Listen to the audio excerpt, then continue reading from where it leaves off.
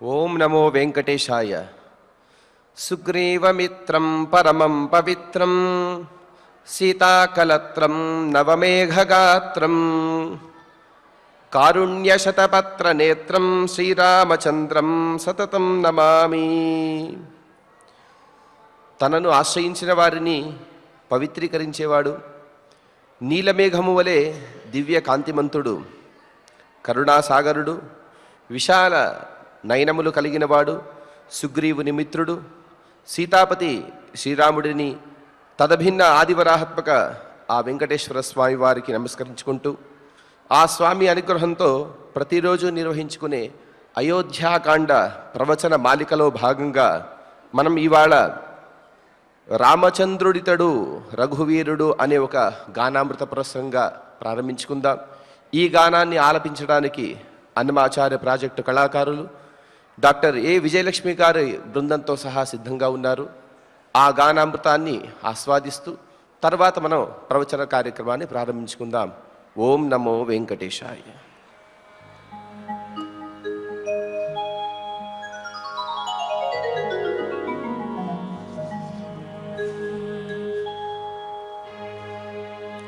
రామచంద్రుడితడు రఘువీరుడు, రామచంద్రుడితడు రఘువీరుడు, కామిత ఫలమూలియగలిగెనెందరేకి. రామచంద్రుడితడు రఘువీరుడు, కామిత ఫలమూలియగలిగెనెందరేకి. రామచంద్రుడితడు రఘువీరుడు.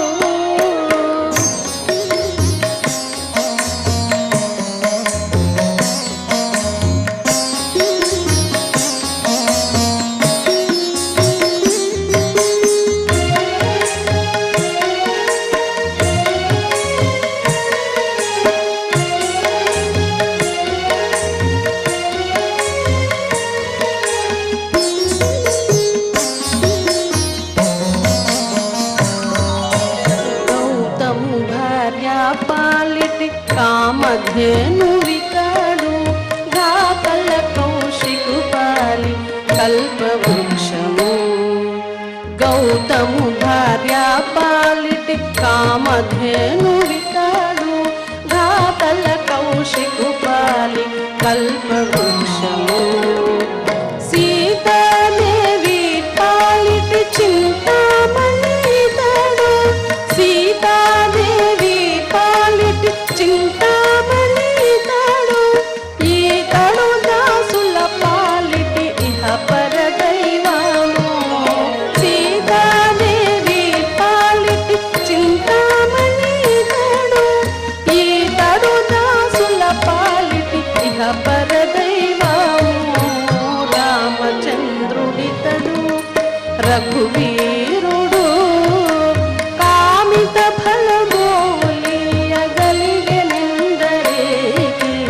రామచంద్రుడితడు రఘువీరుడు.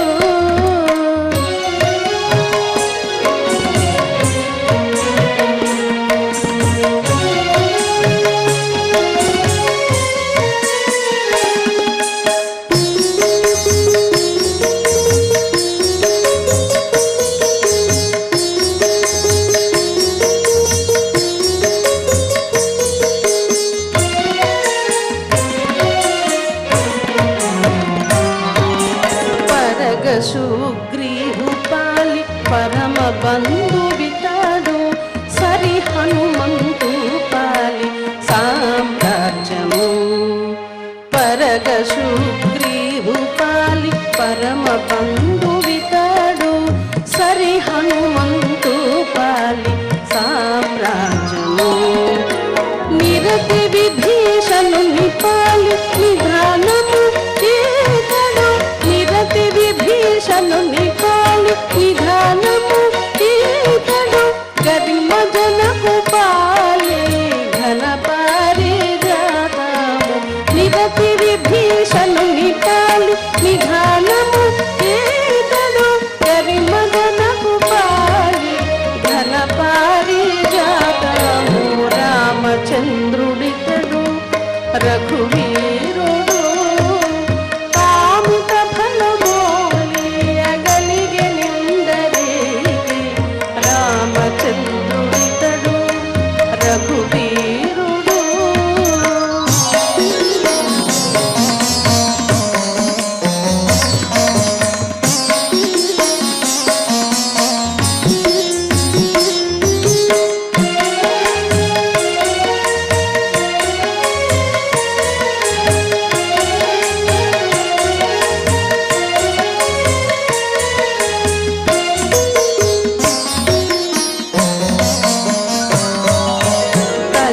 శబరిపాలి తత్వపురహస్యం అల్లరి గుహుని పాలి ఆది మూలము తలప శబరిపాలి తత్వపురహస్యం అల్లరి గుహుని పాలి ఆది మూలము కలడన్న వారి పాలి కన్నులెదుటి మూరితి కలడన్న వారి పాలి కన్నులెదుటి మూరితి వెలయ శ్రీ వెంకటాద్రి విభుడితడు కలడన్న వారి పాలి కన్నులెదుటి మూరితి వెలయ శ్రీ వెంకటాద్రి విభుడితడు రామచంద్రుడితడు రఘువీరుడు కామిత ఫలమూలియగలిగినంద ఏది రామచంద్రుడితడు రఘువీరుడు రామచంద్రుడితడు రఘువీరుడు రామచంద్రుడితడు రఘువీరుడు.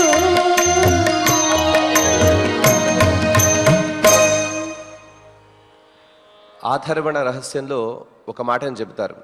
నారాయణ పరోదేవో విద్యానారాయణ పరహ అనగా మిగతా దేవతలందరూ ఉన్నప్పటికీ కూడా దేవశబ్దం యొక్క ప్రధానమైన ముఖ్య ప్రవృత్తి కారణమనేది ఆ పరమాత్మ యందే.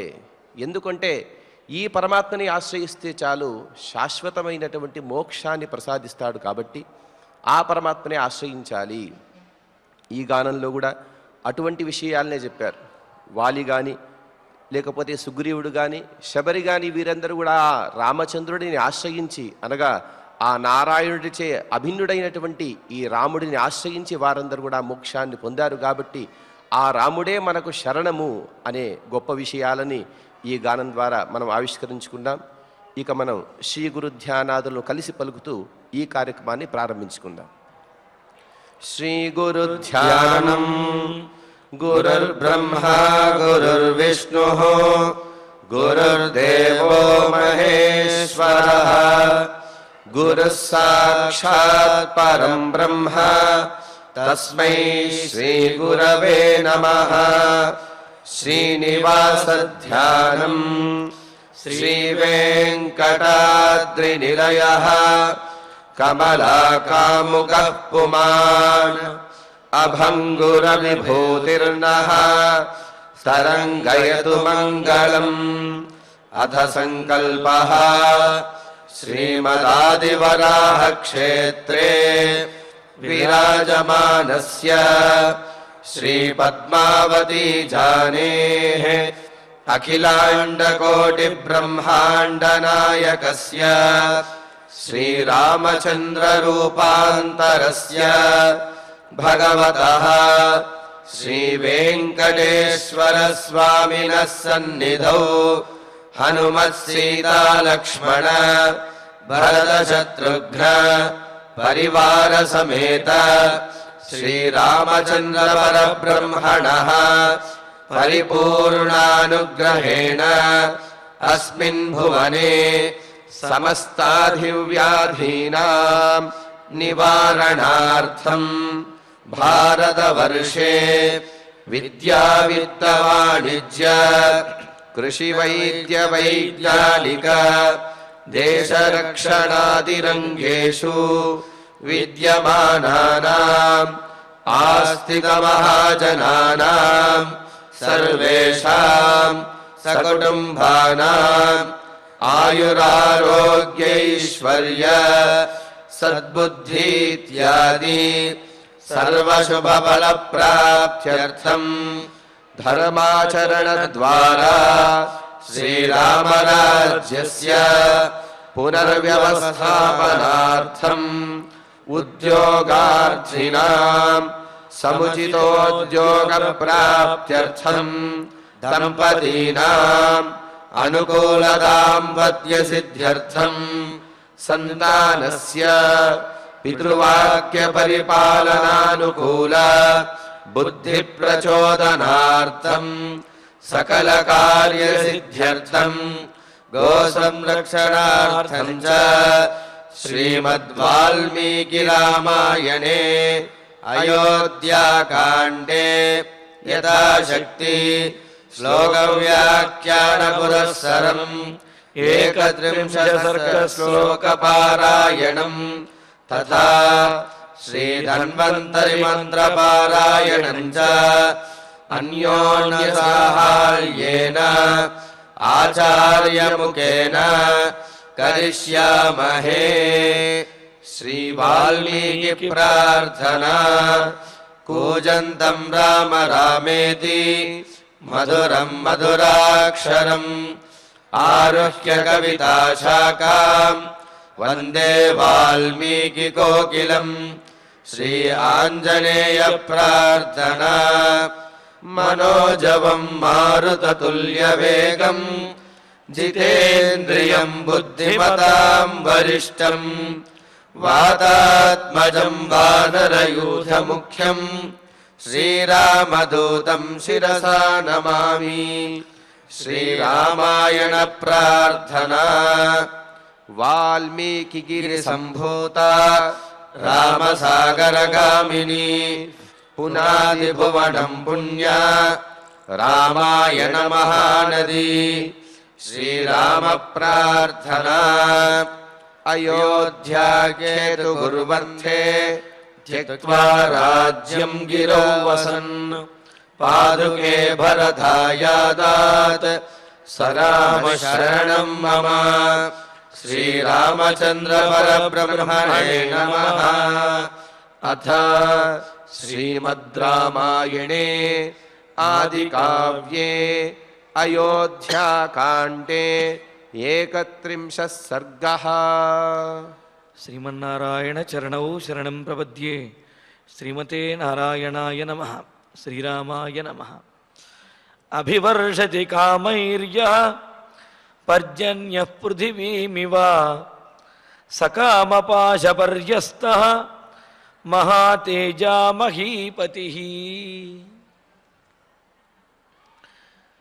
లక్ష్మణస్వామి తాను కూడా సీతారాములతో పాటు వనవాసానికి వస్తాను అని రాముడి కంటే ముందే ఆయన సిద్ధపడినట్లుగా బయలుదేరుతూ ఉంటే రామచంద్రమూర్తి, నాయన లక్ష్మణ, నీవు కూడా నాతో వచ్చేస్తే అయోధ్యానగరంలో కౌసల్యాదేవిని సుమిత్రాదేవిని కూడా రక్షించేవారు ఎవరు ఉంటారు?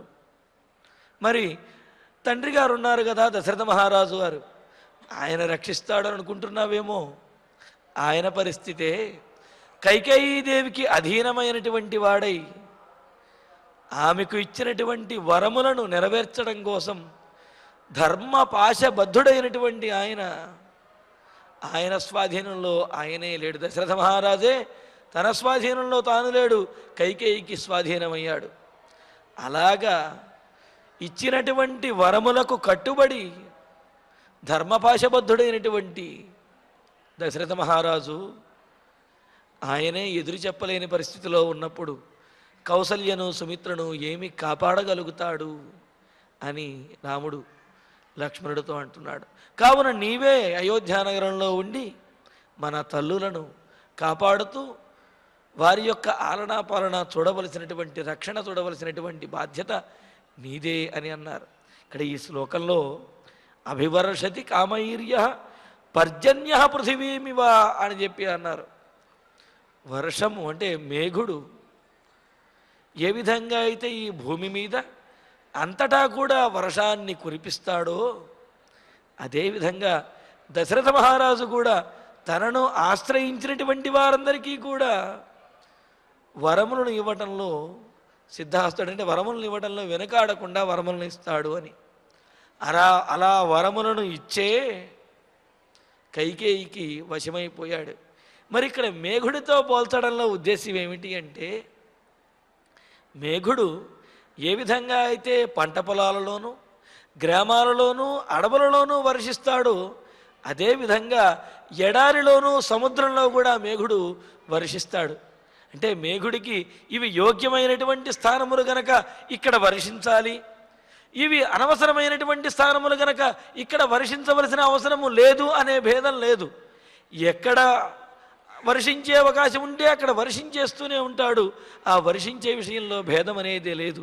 మరి అలాగే దశరథ మహారాజు కూడా వీరికి వరం ఇచ్చినట్లయితే అది ధర్మంగా ఉంటుందా? వీరికి వరం ఇచ్చినట్లయితే అపాయమేమీ లేదు కదా, వీరికి వరం ఇస్తే అపాయం వస్తుందేమో అని ఈ విధంగా వరములను ఇచ్చేటప్పుడు ఆ వరముల యొక్క పరిణామం ఏదైతే ఉంటుందో ఆ ఫలితం, దాన్ని ఆ తరువాత జరిగే పరిణామాలు వాటినేమీ ఆలోచించకుండా మేఘుడు కనుక వర్షాన్ని ప్రతి చోట వర్షించినట్లుగా దశరథ మహారాజు తనకు నచ్చినటువంటి వారందరికీ, లేకపోతే తనని ఆశ్రయించినటువంటి వారందరికీ వెనుకాడకుండా వరములను ఇచ్చేటటువంటి వాడు. అలాగా కైకేయి వద్ద కూడా తన ఆ దాతృత్వాన్ని చూపించి వరములను ఇచ్చేశాడు. ఇచ్చినటువంటి వరములకు ఫలితంగా ఇప్పుడు ఆమెకే బద్ధుడైపోయాడు. పైగా లోకమంతా ఏముంటోందో తెలుసా? కామపాశబద్ధ అని చెప్పి దశరథ మహారాజు అంటుంది. దశరథ మహారాజు కైకేయి మీద ఉన్నటువంటి కామంతో ఈ విధంగా రామచంద్రమూర్తిని వనవాసానికి పంపిస్తున్నాడు అంటున్నారు. కానీ నా తండ్రి కామపాశబద్ధుడు కాదు, ధర్మపాశబద్ధుడు. అలా ధర్మపాశబద్ధుడైనటువంటి తండ్రి కైకేయికి వశమైపోయాడయ్యా. ఆయనే ఏమి చేయలేనటువంటి పాలుపోయినటువంటి స్థితిలో ఉన్నాడు. ఆయన కౌసల్యని సుమిత్రను ఏ విధంగా కాపాడగలడు? పైగా పుత్రవియోగంతో బాధపడుతూ తనను తాను మర్చిపోయేటటువంటి స్థితిలో ఉన్న దశరథ మహారాజు వేరొకరిని ఎలా కాపాడగలరు? కావున తండ్రి గారు ఉన్నారు, ఆయన కాపాడుకుంటాడులే అని అనడానికి వీలు లేదు. నీవే ఈ అయోధ్య నగరంలో ఉండి తల్లులను కౌసల్య సుమిత్ర వీరిని నీవే కాపాడాలి అని అన్నాడు. మరి ఆ తర్వాత సాహిరాజ్యమిదం ప్రాప్య నృపస్య అశ్వపతే సుత దుఃఖితానాం సపత్నీనాం నకరిష్యతి శోభనం. సరే, దశరథ మహారాజు కాపాడకపోతే మరి ఈ రాజ్యం అంతటినీ కూడా తన కుమారుడికి కట్టబెట్టినటువంటిది స్వాధీనంలో ఉన్నది. దశరథ మహారాజును కూడా తన స్వాధీనం చేసుకున్నటువంటిదైనా కైకేయీ దేవి కౌసల్య సుమిత్రలను ఆదరంతో చూడవచ్చును కదా అని అనుకుంటావేమో. దానికి కూడా రామచంద్రమూర్తి అంటున్నాడు, ఎందుకంటే కౌసల్యాదేవి తాను రాముడు పుట్టకముందు ఎన్ని అవమానములు పొందవలసి వచ్చింది. దశరథ మహారాజు తన భర్త చక్కటి ధర్మాత్ముడైనటువంటి దశరథ మహారాజు యొక్క అనురాగాన్ని కూడా పరిపూర్ణంగా తాను పొందలేకపోయాను అన్నట్టుగాను, అదేవిధంగా సంతానం లేకపోవడం వల్ల ఎన్ని అవమానములు పడవలసి వచ్చింది. సంతానము కలిగిన తర్వాత కూడా దశరథుడు కైకేయికి ప్రాధాన్యం ఇస్తూ ఉంటే ఆమె ఎంత బాధపడింది. వీటినన్నిటినీ కూడా మరి రాముడితోటి చెప్పినది కదా. మరి ఇవన్నీ కూడా దృష్టిలో పెట్టుకున్నటువంటి, ఇవన్నీ కూడా వినటువంటి రాముడు ఇప్పుడు అంటున్నాడు, కైకేయీదేవి కౌసల్య సుమిత్రలను వారిని ఆదరిస్తుంది అనుకుంటున్నావా లక్ష్మణ? కాదు. ఎందుకు అంటే ఆమె చిన్న భార్యగా ఉన్నప్పుడే ఆ రాజఠీవితోటి ఒకంత దర్పముతోటి ఉన్నది. అటువంటిది ఇప్పుడు రాజ్యాన్ని స్వాధీనం చేసుకున్నట్లే, ఎందుకంటే రాజమాత అవుతున్నది. రాజమాత అయ్యేటటువంటి ఆమె మరి ఆ దర్పాన్ని విడిచిపెట్టి కౌసల్య సుమిత్ర వీరిని ఆదరిస్తుందనుకుంటున్నావా? అంటే ఇక్కడ కైకేయి మీద ఏ విధమైనటువంటి వైమనస్యము కూడా రాముడికి లేదు. కానీ ఆమె యొక్క స్వతసిద్ధమైనటువంటి స్వభావం ఏదైతే ఉందో ఆ స్వభావాన్ని ఉట్టంకించి మాత్రం చెబుతున్నాడు. పైగా కైకేయి ఎంత దర్పంతో ఉన్నప్పటికీ పూర్వము రాముడి మీద చాలా ఆదరణ కలిగి ఉన్నది. అయితే ఆ సవతులతో మాత్రము కైకేయికి అంత సఖ్యత లేదు అనే విషయం మనకు పూర్వం చెప్పినటువంటి మాటల ద్వారా తెలుస్తున్నది. అందుకనే అంటారు కదా, సవతులతోటి సహవాసము సర్పములతోటి సహవాసము కూడా రెండూ సమానంగానే ఉంటాయి అని చెప్పి అంటారు. మరి అటువంటిది సామాన్యంగానే సవతులకి పడదు కదా. అలాంటిది కైకేయీదేవి రాజమాతగా ఇప్పుడు ఉన్నప్పుడు ఆమె తన సవతుల విషయంలో ఆదరణ భావనతో ఉంటుందనుకుంటున్నావా అని అంటూ నృపస్య అశ్వపతే సుత. అందుకనే అంటున్నాడు, కేకయ రాజకుమార్తె అశ్వపతి కుమార్తె అయినటువంటి సా ఆ కైకేయి ఇదం రాజ్యం, ఈ రాజ్యాన్ని పొందినటువంటిది, ప్రాప్య పొందినటువంటిదై దుఃఖితానాం సపత్నీనాం, బాధపడుతున్నటువంటి అంటే నేను దూరం అవ్వటం వల్ల కౌసల్య బాధపడుతుంది, నీవు కనుక లక్ష్మణ నీవు కూడా కనుక నాతో పాటు వచ్చేస్తే సుమిత్రాదేవి కూడా పుత్ర వియోగంతో బాధపడుతూ ఉంటుంది. ఈ విధంగా పుత్ర వియోగముతోటి బాధపడుతున్న కౌసల్య సుమిత్రలను తన పుత్రుడు రాజుగా ఉన్నటువంటి కైకేయీదేవి ఆ దర్పంతో ఉంటుంది. కానీ వీరిరువురిని కూడా ఆదరిస్తుందనుకుంటున్నావా? శోభనం నకరిష్యతి, వారి విషయంలో మంచిని ఏమాత్రము కూడా చెయ్యదు. పైగా ఏదో ఆ సవతల మధ్య దెప్పిపొడుపు మాటలు ఉంటాయి. నీ కడుపున పుట్టారు కాబట్టి వాళ్ళకి వనవాసం వచ్చింది, భరతుడు నా కడుపున పుట్టాడు కాబట్టి వీడికి రాజ్యం అనేది వచ్చింది అని చెప్పి తమ గొప్పలను చాటుకుంటూ ఎదుటి వారిని కించిపరుస్తూ మాట్లాడటం అనేది ఆ సవతలలో ఉండే సహజమైనటువంటి లక్షణం. కావున అసలే పుత్రవియోగంతో బాధపడుతున్నటువంటి ఆ కౌసల్య సుమిత్రులు ఆమె యొక్క ప్రవర్తనతోటి మరింత దుఃఖాన్ని పొందుతారు. కావున లక్ష్మణ, నీవు ఈ అయోధ్యానగరంలోనే ఉండి వారిని ఓదార్చుతూ, ఆ తల్లిని అదేవిధంగా సుమిత్రను కూడా ఓదార్చుతూ నువ్వు వారి రక్షణగా ఉండాలి తప్ప దశరథుడు చూసుకుంటాడు, కైకేయి చూసుకుంటుంది అంటే వారెవరూ కూడా మన తల్లులను పట్టించుకునే స్థితిలో ఉండరు. సరే, అయితే మరొక మాట కలగవచ్చు. ధర్మాత్ముడైనటువంటి భరతుడు ఉన్నాడు కదా, రాజు అయినటువంటి భరతుడు మరి కౌసల్య సుమిత్రలను గౌరవిస్తాడు అని అనుకుంటున్నావేమో, అది కూడా అనుమానమే అని అంటూ నస్మరిష్యతి కౌసల్యాం సుమిత్రాంచ సుదుఃఖితాం భరతో రాజ్యమాసాద్య కైకేయ్యాం పర్యవస్థితః. నాయన లక్ష్మణ, భరతుడు స్వతసిద్ధంగా ధర్మాత్ముడే, ఆ విషయంలో సందేహము లేదు.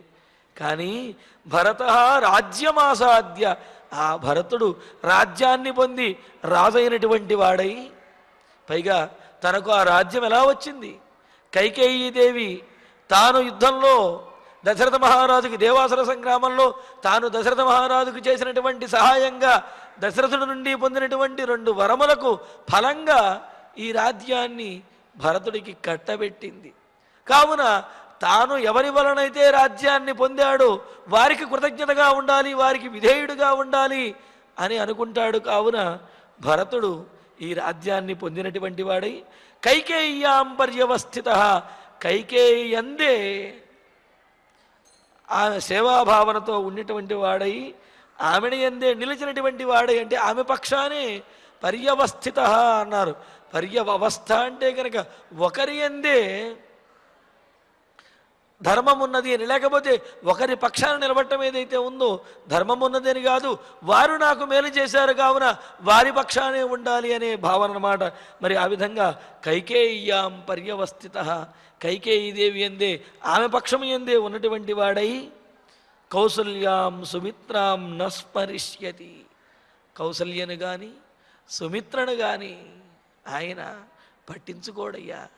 తల్లి చెప్పినటువంటి మాట వింటూ ఆ రాజ్యపాలనలో వ్యగ్రుడై, అదేవిధంగా ఆమె చెప్పిన మాట వినేవాడై పెద్ద తల్లిలో అయినటువంటి వీరిని కౌసల్య సుమిత్రలను పట్టించుకునేటువంటి స్థితిలో భరతుడు కూడా ఉండబోడు. అసలు వీరి గురించి కనీసం స్మరించను కూడా స్మరించడు. వీళ్ళను గుర్తుపెట్టుకునేటువంటి ఆ అవసరం కూడా భరతునికి ఉండకపోవచ్చు.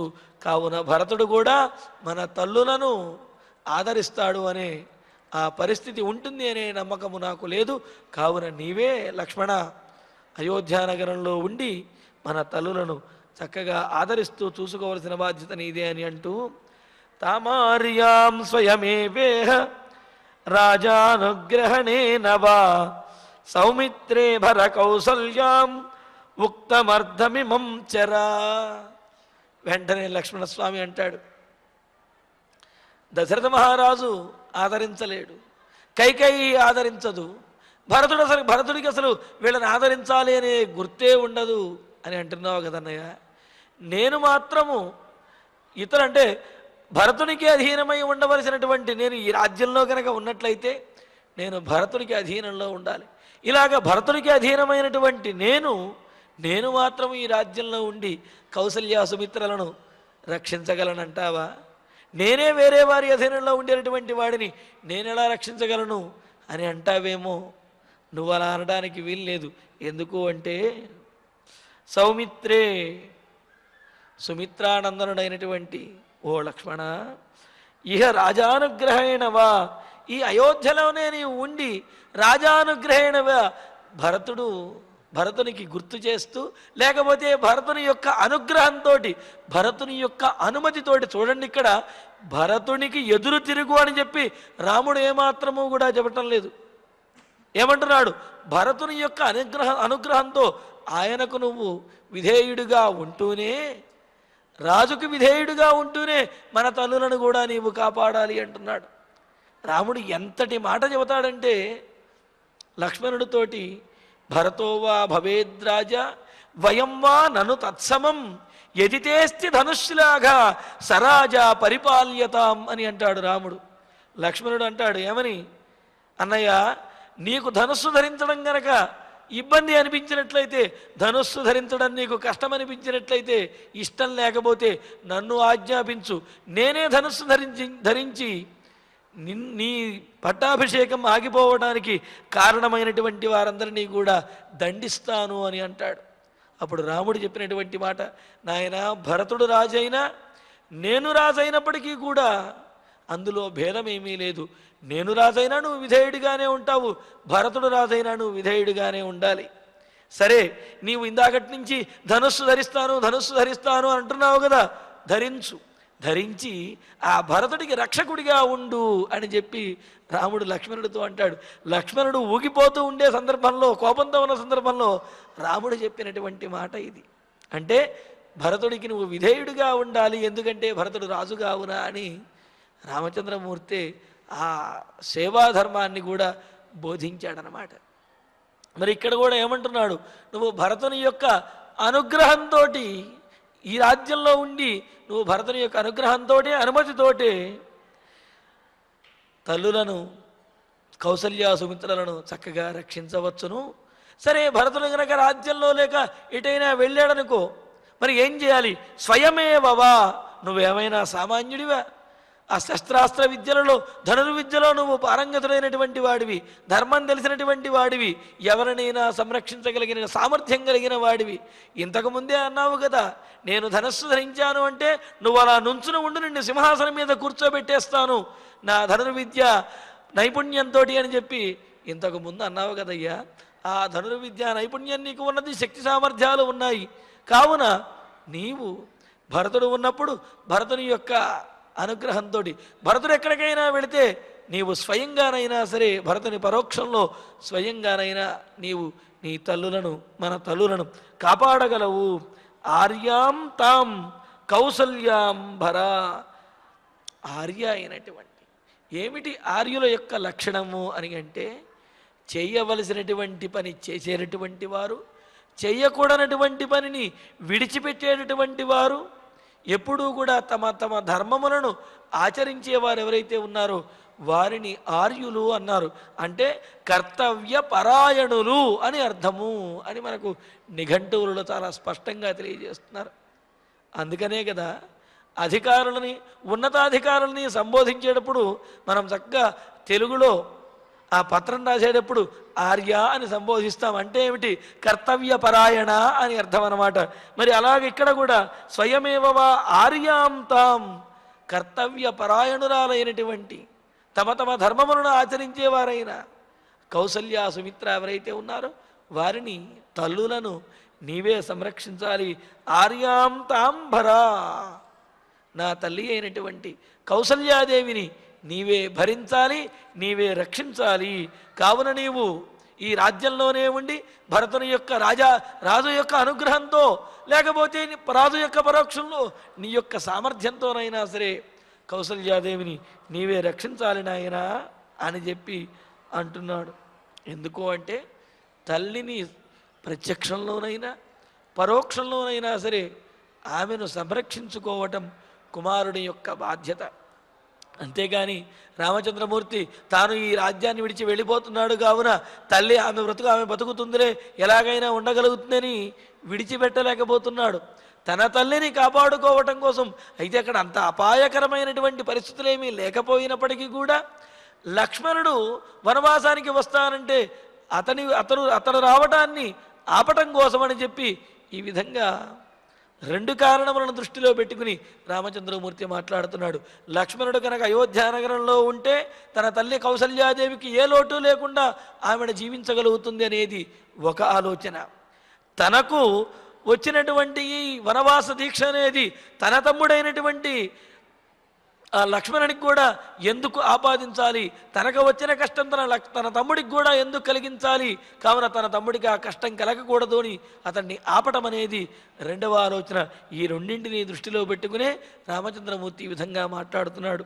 మరి ఆ తల్లిని కాపాడుకోవటం అనేది ధర్మం అంటున్నాడు. కావున మాతుశ్చయద్, ఇక్కడ మనకు అగ్నిపురాణంలో చెబుతారు, మాతుశ్చయద్ధితం కించిత్ కురుతే భక్తితః పుమాన్ తద్ధర్మం హి విజానీయాత్ ఏవం ధర్మవిదో విదుహు అని అన్నారు. తల్లికి మేలు చెయ్యాలి అనే భావనతోటి దేనినైతే ఆచరిస్తాడో అది ధర్మము అని చెప్పి ధర్మవిధులు అంటున్నారు. అంటే దేవతలు వాళ్ళందరూ కూడా అదే ధర్మము అని చెప్పి ఒప్పుకుంటారట అని మనకు అగ్నిపురాణంలో తెలియజేస్తున్నారు. అంతేకాదు తయోర్నిత్యం ప్రియం కుర్యాత్ కర్మణ మనసాపివా అంటూ ఇంకా చాలా విశేషాలు తెలియజేశారు. తల్లిదండ్రులకి మానసికంగా కానీ లేకపోతే కర్మణ వారి యొక్క పనులతో కార్యములతో కానీ మేలు చెయ్యాలి, హితాన్ని చేకూర్చాలి, వారిని సంతోషపెట్టాలి.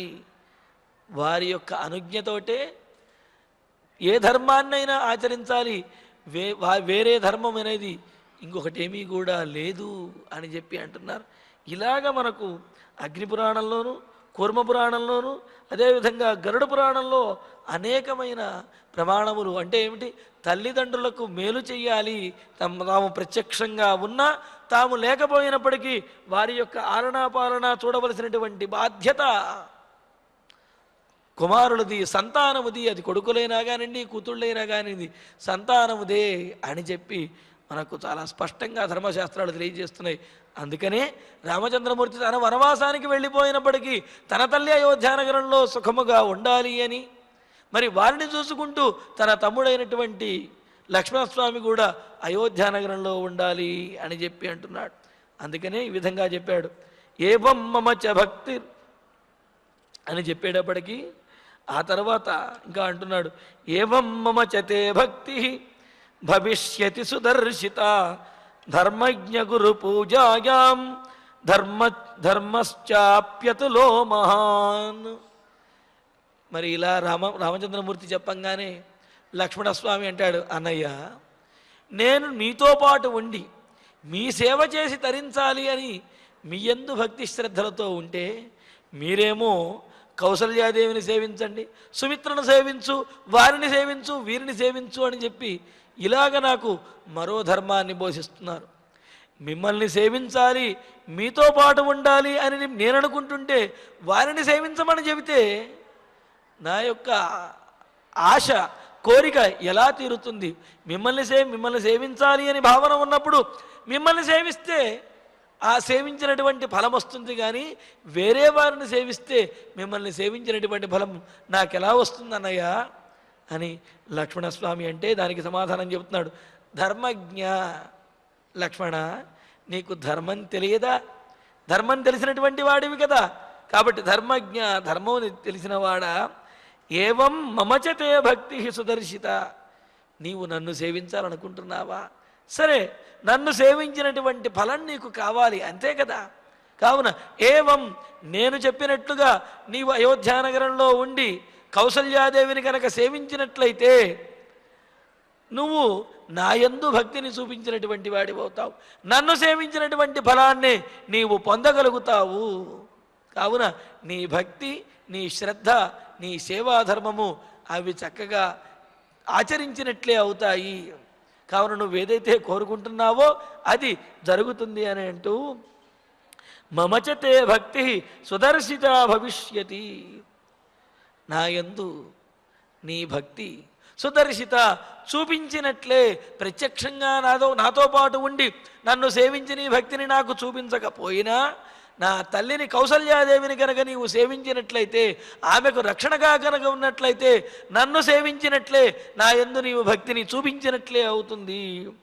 ధర్మశ్చ మహాన్ అతుల అపి, ఇది ధర్మము కూడా మహాన్ అతుల అపి, గొప్పగా ఆచరించినట్లు అవుతుంది. రామచంద్రమూర్తిని సేవించడం కాదు, ఆయన యొక్క తల్లినే సేవించినటువంటి వాడి అవుతావు. కావున నీవు అనుకున్నటువంటి భ్రాతృధర్మం, భ్రాతృసేవాధర్మం ఏదైతే ఉన్నదో ఆ సేవాధర్మము అనుకున్న దానికంటే ఎక్కువగా ఆచరించినట్లు అవుతుంది, అనుకున్న దానికంటే ఎక్కువ ఫలాన్ని ఇస్తుంది అని చెప్పి రామచంద్రమూర్తి లక్ష్మణస్వామితోటి ఈ విధంగా ఆయన వనవాసానికి రాకుండా అయోధ్యానగరంలోనే ఉండాలి, తల్లులను సేవించాలి అని ఇలాగా ధర్మపరంగా యుక్తియుక్తంగా ఇక్కడ అయోధ్యానగరంలో ఉన్నప్పటికీ కూడా తనతో పాటు వచ్చి తనను సేవించినటువంటి ఫలం తనకు లక్ష్మణస్వామికి దక్కుతుంది అని చెప్పి విశేషమైనటువంటి విధమైన ధర్మాన్ని చెప్పాడు. చెప్పి ఇక చివరిగా ఒక మాట అంటున్నాడు. ఏవం కురుష్వ సౌమిత్రే మత్కృతే రఘునందన విప్రహీణాయ మాతుర్నో నభవేత్ సుఖం. రఘునందన అంటే రఘువంశంలో అందరికీ ఆనందాన్ని కలగజేసే లక్ష్మణ అని అంటున్నాడు. అంటే ఏమిటి? అందరికీ నీవు జన్మించడం ద్వారా రఘువంశంలో ఉన్నటువంటి పూర్వీకులందరూ కూడా ఆనందించాడు. లక్ష్మణుడు వంటి భాగవతోత్తముడు మన వంశంలో జన్మించాడు అని చెప్పి వారందరూ కూడా ఆనందించారు. అలా వారందరినీ ఆనందింపజేసినటువంటి నీవు నన్ను ఆనందింపచెయ్యవా రఘునందన? సౌమిత్రే, సుమిత్రానందనుడైనటువంటి లక్ష్మణ అంటే ఏమిటి? నువ్వు వనవాసానికి వచ్చినట్లయితే నీ తల్లి సుమిత్రాదేవి కూడా శోకిస్తుంది, దుఃఖిస్తుంది. కావున నీవు జన్మించడం ద్వారా రఘువంశంలో అందరికీ ఆనందాన్ని కలగజేస్తున్నావు, కానీ మరి నీ కన్నతల్లి అయినటువంటి కౌసల్యకు కూడా ఆనందాన్ని కలగజేస్తూ అయోధ్య నగరంలోనే ఉండాలయ్యా అని అన్నట్లుగా రఘునందన సౌమిత్రే అని సంబోధిస్తూ మత్కృతే ఏవం కురుష్వ, నా కోసమని చెప్పి, నా ఆనందము కోసమనే ఏవం కురుష్వ, నేను చెప్పినట్లుగా ఈ అయోధ్య నగరంలోనే ఉండి మన తల్లులను చక్కగా పరిపాలించు, వారిని రక్షించు. అస్మాభిః విప్రహీణాయా, మేము లేకుండా మనం అంటే ఏమిటి? నేను సీతాదేవి వెళితే మేమిద్దరము లేకుండా అని అర్థం. అలా కాకుండా నువ్వు కూడా వచ్చావు అంటే మనము లేకపోవటం ద్వారా మనకు ఎడబాసి వియోగాన్ని చెంది పుత్ర వియోగంతో బాధపడుతున్నటువంటి నా మాతుః సుఖం, మన తల్లులకు ఏమాత్రమూ కూడా సుఖం అనేది ఈ అయోధ్యానగరంలో ఉండదు. వారిని ఓదార్చేవారు ఎవరూ కూడా అయోధ్యానగరంలో ఉండరు. మనిద్దరము కూడా కనుక వనవాసానికి వెళ్ళిపోయినట్లయితే అయోధ్యానగరంలో కౌసల్య సుమిత్రలను ఓదార్చేవారు, పలకరించేవారు, ఆదరించేవారు ఎవరూ కూడా ఉండరు. వారికి దుఃఖమే మిగులుతుంది, పుత్ర వియోగ శోకమే మిగులుతుంది. ఆ శోకము నుండి వారు తేరుకోవాలి అంటే వారికి ఆదరవాక్యములు చెప్పేటటువంటి, అనునయించేటటువంటి, రక్షించేటటువంటి వారెవరైనా ఉండాలి. అటువంటి వాడు నువ్వు తప్ప వేరెవరూ కూడా ఉండలేరు, వేరెవరూ కూడా వారి యొక్క బాధను తొలగించలేరు. కావున లక్ష్మణ, నీవు అయోధ్యానగరంలోనే ఉండి వారిని సంరక్షించు. మనిద్దరం గనక వెళ్ళిపోతే వారికి ఏమాత్రమూ కూడా ఆనందం అనేది, సుఖం అనేది ఉండదు. కావున వారిని రక్షించవయ్యా అని చెప్తున్నాడు. చెబుతూ ఏవముక్తస్తు రామేణ లక్ష్మణ శ్లక్ష్ణయా గిరా ప్రత్యువాచ తదా రామం వాక్యకోవిదం. సరే, రాముడు తాను చెప్పవలసినటువంటి మాటలన్నీ కూడా యుక్తియుక్తంగా అంటే సహేతుకంగాను, ధర్మయుక్తంగా ధర్మబద్ధంగాను, అదేవిధంగా లక్ష్మణుడు కూడా ఆచరించవలసినటువంటి ధర్మాన్ని తెలియజేస్తూ సందర్భోచితంగా, చూడండి ఇక్కడ యుక్తియుక్తం, సహేతుకము, ధర్మము, సందర్భోచితం, ఇన్ని లక్షణాలను మేళవించి రామచంద్రమూర్తి లక్ష్మణస్వామిని అయోధ్యానగరంలోనే ఉండమని చెబితే లక్ష్మణస్వామి కూడా వీటినన్నింటినీ విని ఆయన కూడా అంతే సహేతుకంగా మాట్లాడుతూ ఉన్నాడు. అందుకనే రామేణ ఏవం శ్లక్ష్ణయా గిరా ఉక్త, రామేణ రాముని చేత, ఏవం ఈ విధంగా శ్లక్షణయా చాలా మృదువైనటువంటి అనునయించేటటువంటి మాటతోటి ఉక్త చెప్పబడిన లక్ష్మణుడు అన్నారు. అంటే లక్ష్మణుడు ఎంత ఆవేశపడినప్పటికీ కూడా రాముడు ఆవేశపడటం లేదు. చాలా అనునయంగా లక్ష్మణస్వామికి ధర్మములన్నింటినీ కూడా బోధిస్తూ తన కర్తవ్యాన్ని, ఆ సందర్భోచితమైనటువంటి కృత్యాన్ని చేయవలసిన పనిని చెబుతూ ఉన్నాడు. ఇలాగా రాముడు చాలా మృదువుగా అనునయించినట్లుగా లక్ష్మణుడికి తాను చెప్పదలిచినటువంటి వాటినన్నింటినీ చెప్పి అయోధ్యానగరంలోనే ఉండమని చెప్పి అంటే అప్పుడు వాక్యజ్ఞ, వాక్యములను తెలిసినటువంటి వాడైన, మాట్లాడటంలో నేర్పరి అయినటువంటి ఆ లక్ష్మణుడు అని అన్నారు. ఎంతటి నేర్పరి అని అంటే రాముణ్ణి పొగుడుతూ రాముడి యొక్క లక్షణం చెబుతూ ఉత్తరోత్తర యుక్తౌచ వక్త వాచస్పతిర్యథ అని చెప్పి రాముడి విషయంలో చెబుతాడు. ఎవరైనా ఏదైనా ప్రశ్న వేసినట్లయితే, ఎవరైనా ఏదైనా ప్రతిపాదించినట్లయితే దానికి ధీటుగా సమాధానం చెప్పగలిగినటువంటి వాడు రామచంద్రమూర్తి. ఎంతటి ధీటుగా అంటే దేవగురువు అయినటువంటి బృహస్పతిలాగా చాలా ధర్మబద్ధంగాను యుక్తియుక్తంగాను మాట్లాడటంలో నేర్పరి అయినటువంటి వాడు రామచంద్రమూర్తి అని చెప్పి ఇంతకుముందు పూర్వం అనుకున్నాం కదా, అయోధ్యకాండలోనే మొదటి 2 సర్గల్లోనూ చెప్పుకున్నాం. మరి ఇక్కడ లక్ష్మణస్వామి వాక్యజ్ఞ అన్నాడు. అంతటి గొప్పవాడైనటువంటి రాముడి మాటలకు కూడా ధీటుగా సమాధానం చెప్పగలిగినటువంటి వాడు, రాముడిని మించినటువంటి ఆ వాక్పటుత్వం కలిగినటువంటి వాడు లక్ష్మణస్వామి అని తెలియజేయటం కోసమే ఇక్కడ వాక్యజ్ఞ, వాక్యం మాట్లాడటం తెలిసినటువంటి వాడు, ఏ సందర్భంలో ఎలా మాట్లాడాలి, ఇతరులు మాట్లాడినటువంటి ధర్మాన్ని ఏ విధంగా అనుకూలమైనటువంటి ధర్మంగా, తాను భావించినటువంటి ధర్మంగా, తాను చెప్పదలుచుకున్నటువంటి దానికి అనుకూలంగా ఎలా చెప్పగలడో అంతటి నేర్పరి అయినటువంటి వాడు లక్ష్మణస్వామి అని చెప్పడం కోసమే వాక్యజ్ఞ, మాట్లాడటంలో గొప్ప నేర్పరి అయినటువంటి వాడు అయిన లక్ష్మణుడు. వాక్యకోవిదం రామం, ఇద్దరే. రాముడు కూడా వాక్యకోవిదుడైనటువంటి వాడు, మాట్లాడటంలో ఎంతో నేర్పరి అయినటువంటి రాముడితోటి తదా ప్రత్యువాచ, అప్పుడు ఈ విధంగా మాట్లాడుతున్నాడు. రాముడే మాట్లాడటంలో చాలా నేర్పరి అయినటువంటి వాడు, ధర్మపరంగాను యుక్తియుక్తంగాను సందర్భోచితంగాను మాట్లాడటంలో రాముణ్ణి మించినటువంటి వాడెవడలేడు, బృహస్పతితో సమానమైనటువంటి వాడు అని అంటే ఆ రాముణ్ణి మించినటువంటి వాడే లక్ష్మణుడు మాట్లాడటంలో.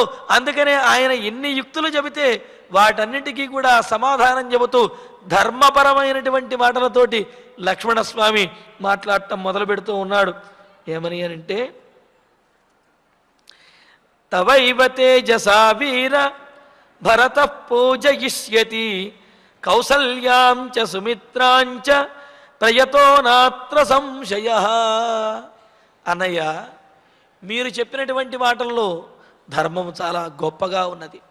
అందులోనూ కూడా తల్లిని కాపాడుకోవాలి అనే మీ యొక్క ఆలోచన ఏదైతే ఉందో అది చాలా గొప్పది. కావున తల్లి యొక్క రక్షణ గురించే కదా నన్ను ఈ అయోధ్యానగరంలో ఉండమని చెప్పి మీరు ఆజ్ఞాపిస్తున్నారు. అంటే ఇక్కడ ఉద్దేశ్యం, నేను అయోధ్యానగరంలో ఉంటే కనుక కౌసల్య సుమిత్రలను కాపాడతాను. అలా కాపాడటం కోసమే నేను అయోధ్యానగరంలో ఉండాలి అనే కదా మీ ఉద్దేశ్యం. అంటే ఫలం అనేది ఏమిటి? నీ అయోధ్యానగరంలో ఉండటానికి కౌసల్య సుమిత్రలు రక్షించబడటము. ఒకవేళ ఆ ఫలము నేను లేకుండానే సిద్ధించిందనుకోండి, అప్పుడు నేను అయోధ్యానగరంలో ఉండవలసిన అవసరం లేదు కదా అని అంటే అప్పుడు రాముడు అంటాడు, అదేంటిరా నువ్వు లేకుండా, అదేంటయ్యా నువ్వు లేకుండా ఈ కౌసల్య సుమిత్రలను ఎవరు కాపాడతారు? నువ్వు లేకుండా వారి యొక్క రక్షణ ఎలా సిద్ధిస్తుంది అంటే దానికి చెబుతున్నాడు, వీరుడైనటువంటి ఓ రామచంద్ర. ఇక్కడ వీరాన్ని సంబోధించడంలో ఉద్దేశ్యం ఏమిటి అంటే నీ వీరత్వము గురించి నాకే కాదు ఈ రాజ్యంలో ఉన్నటువంటి అందరికీ తెలుసు. కావున వీరుడమైనటువంటి నీవు వీరమాత, నీ తల్లి వీరమాత అవుతుంది. కావున ప్రియత భరత, భరతుడు ధర్మాత్ముడు అని చెప్పి నీవే ఒప్పుకున్నావు కదా అన్నయ్య. కావున ప్రియత వినయవంతుడు, ఇంద్రియ నిగ్రహం కలిగినటువంటి వాడు, ధర్మాత్ముడు అయినటువంటి భరతుడు తవ తేజస ఏవా, నీ యందు ఉన్నటువంటి భక్తితోటే. ఇక్కడ తేజస అనేదానికి రెండు అర్థాలు. నీ యందు ఉన్నటువంటి ఆ శక్తితోటి, నీ యందు ఉన్నటువంటి భక్తితోటి ఆ భరతుడే కాపాడతాడు అని అంటే ఏమిటి? నువ్వు వీరుడవు కావున నీ వీరత్వానికి, నీ శౌర్య వీర్య పరాక్రమములను తెలిసినటువంటి వాడైన భరతుడు రాముని యొక్క తల్లిని కనుక సవ్యంగా చూసుకోకపోతే దండన తప్పదు అని భయపడినటువంటి వాడై భరతుడు నీ తల్లిని, మన తల్లులను కాపాడతాడు. అంతేకాదు ఇక్కడ వేరే శ్లేష ఇక్కడ రెండవ అర్థం తవ తేజస అని అంటం ద్వారా నీయందు ఉన్నతమైనటువంటి భక్తి కలిగిన వాడు కావున నీయందు ఉన్నటువంటి ఆదరణ భావన మా తల్లి యందు కూడా ఖచ్చితంగా ఉంటుంది. కావున వినయవంతుడైనటువంటి ఆ భరతుడు మీ యందు చాలా సేవ, మీ యందు భక్తి భావన కలిగినటువంటి వాడు. ఆ భక్తితోటే కౌసల్యాదేవిని కూడా పరిపాలించగలడు. కౌసల్యాదేవిని సగౌరవంగా మా అన్నగారు రామచంద్రమూర్తి యొక్క తల్లి, కన్నతల్లి అయినటువంటిది పెదతల్లి అయిన కౌసల్యాదేవి అని చెప్పి ఆ కౌసల్యాదేవిని ఎంతో గౌరవంగా చూసుకుంటాడు. కావున నేను ఈ రాజ్యంలో ఉంటేనే వారికి రక్షణ అని ఏదైతే మీరు అనుకుంటున్నారో, నేను ఉండి వారిని రక్షించాలి అని మీరు ఏదైతే అనుకుంటున్నారో, అది నేను లేకపోయినప్పటికీ కూడా ఈ రాజ్యంలో కౌసల్యాదేవికి రక్షణ, గౌరవానికి ఎటువంటి లోటు ఉండదు. భరతుడు కైకేయీసుతుడైనప్పటికీ కూడా నీ యందు, రామచంద్రుని యందు ఉన్నటువంటి భక్తితోటి రామచంద్రుని యొక్క తల్లి అయిన కౌసల్యను తప్పనిసరిగా గౌరవించి తీరుతాడు. కౌసల్యాం సుమిత్రాంచ పూజయిష్యతి, కౌసల్యాదేవిని కానీ నా తల్లి అయినటువంటి సుమిత్రను కూడా, ఎందుకుంటే నా మీద కూడా భరతునికి చాలా ఆదర భావన ఉన్నది. కావున నా తల్లి అయినటువంటి సుమిత్రను కూడా పూజయిష్యతి, పూజించి తీరుతాడు. అంటే ఇక్కడ రాముని యందు ఉన్న భక్తితోటి, అదేవిధంగా రాముడిలో ఉన్నటువంటి శౌర్య వీర్య పరాక్రమములకు భయపడైనా సరే, అంటే ఏమిటి, భయంతోనైనా సరే భక్తితోనైనా సరే ఎలా ఆలోచించినప్పటికీ కూడా భరతుడు కౌసల్య సుమిత్రలను ఆదరించి తీరవలసినదే, ఆదరించి తీరుతాడు అని ఇలాగ లక్ష్మణుడు చెబుతున్నాడు. పూజయిష్యతి అత్ర న సంశయ, ఈ విషయంలో మీకు సందేహమేమీ లేదన్నయ్యా. నేను ఈ అయోధ్యానగరంలో లేకపోయినా వారి రక్షణకేమీ లోటు ఉండదు. కావున వారి రక్షణకు లోటు ఉన్నప్పుడు నేను అయోధ్యానగరంలో ఉండవలసిన అవసరమేమున్నది, నేను మీతో పాటే వనవాసానికి వచ్చేస్తాను అని లక్ష్మణస్వామి రాముడితో అంటున్నాడు. మరి ఇందులో ఉన్నటువంటి మరిన్ని విశేషాలను ఇంకా లక్ష్మణస్వామి ఏ మాటలు చెప్పాడు, రాముడు ఏ విధంగా ఒప్పుకున్నాడు అనే విశేషాలను తరువాతి ప్రవచనంలో తెలుసుకుందాము. ఇక ఇప్పుడు ఆచార్యుల వారి ద్వారా శ్లోకాలను పారాయణ చేసుకుందాము. అభివర్షతి కామైర్యః అభివర్షతి కామైర్యః పర్జన్యః పృథివీమివ పర్జన్యః పృథివీమివ సకామపాశపర్యస్తః సకామపాశపర్యస్తః మహాతేజా మహీపతిః మహాతేజా మహీపతిః సాహి రాజ్యమిదం ప్రాప్య సాహి రాజ్యమిదం ప్రాప్య నృపస్యాశ్వపతేః సుతా నృపస్యాశ్వపతే సుతా దుఃఖితానాం సపత్నీనాం దుఃఖితానాం సపత్నీనాం న కరిష్యతి శోభనం న కరిష్యతి శోభనం న స్పరిష్యతి కౌసల్యాం న స్పరిష్యతి కౌసల్యాం సుమిత్రాం చ సుదుఃఖితాం సుమిత్రాం చ సుదుఃఖితాం భరతో రాజ్యమాసాద్య భరతో రాజ్యమాసాద్య కైకేయ్యాం పర్యవస్థితః కైకేయ్యాం పర్యవస్థితః తామార్యాం స్వయమేవేహ తామార్యాం స్వయమేవేహ రాజానుగ్రహణేన వా రాజానుగ్రహణేన వా సుమిత్రే భర కౌసల్యాం సౌమిత్రే భరకౌసల్యాం ఉక్తమర్థమిమం చర ఉక్తమర్థమివం చర ఏవం మమ చ తే భక్తిః ఏవం మమ చ తే భక్తిః భవిష్యతి సుదర్శితా భవిష్యతి సుదర్శితా ధర్మజ్ఞ గురు పూజాయాం ధర్మజ్ఞ గురు పూజాయాం ధర్మశ్చాప్యతులో మహాన్ ధర్మస్యాప్యతులో మహాన్ ఏవం కురుష్వ సౌమిత్రే ఏవం కురుష్వ సౌమిత్రే మత్కృతే రఘునందన మత్కృతే రఘునందన అస్మాభిర్విప్రహీణాయాః అస్మాభిర్విప్రహీనాయాః